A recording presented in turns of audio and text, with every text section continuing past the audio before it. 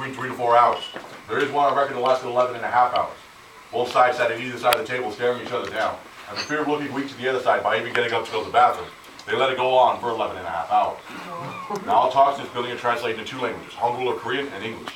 It used to be done with translators working at either end of the building. Now the booths are no longer used and the translators sit here at the heads of the table. This also helps avoid any one side from sitting at the head.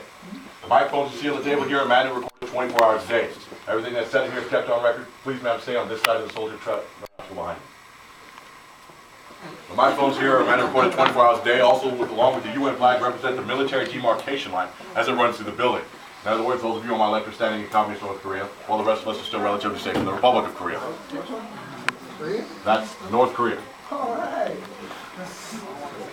Just don't try and go past it. Now, I would like to point out something just above the southern translator booth. You notice a plaque with a series of flags in it. Each one of the flags represents one of the nations that served with the United Nations Command. There are a few that are no longer flown, such as Ethiopia and South Africa. This is because they succeeded from the United Nations Command shortly after the signing of the armistice, feeling that their obligations had been met. The countries that we still fly are those that will remain with us until peace is reached between the 2 Koreas. Originally, we had a small shelf with silk miniature flags of each one of these nations. But in March 2001, when the President of the United States met with the President of the Republic of Korea, at about the same time that they were shaking hands in Washington, D.C., the JDO observed as 2 North Korean soldiers came into the building and proceeded to polish their boots with the American flag and then blow their nose with the Republic of Korea flag. It's due to this atrocity that we replaced the flags with the plaques, which we hope will make a smaller target. Now lastly, I'd like to point out the ROK soldiers here today. They came in and secured this building for our safety to ensure that there was no North Koreans in here. They do this in a buddy team manner where one will hold on to the edge of the northern translator booth, lock arms with his partner as he stretches across to lock the door.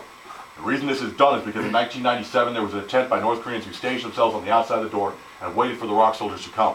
When the ROK soldier went to lock the door, they jerked the door open and tried to pull the ROK soldier into North Korea. Since then, we've been using the buddy team manner to avoid this situation from happening again. Now, the ROK soldiers here are standing at a modified position of Taekwondo or ROK ready. This stance, along with their sunglasses, is used to show no emotions towards the North Koreans. You may have noticed that some of the soldiers outside today are standing half exposed on the edge of the building. This is so that way they can keep eyes on North Korea, but at the same time have cover in case they're fired upon. All the ROK soldiers here have gone to college before coming here. Most of them hold their bachelor's, while those who do not will generally continue on with college once they finish their military service. All the ROK soldiers here are required to have a black belt in Taekwondo or better.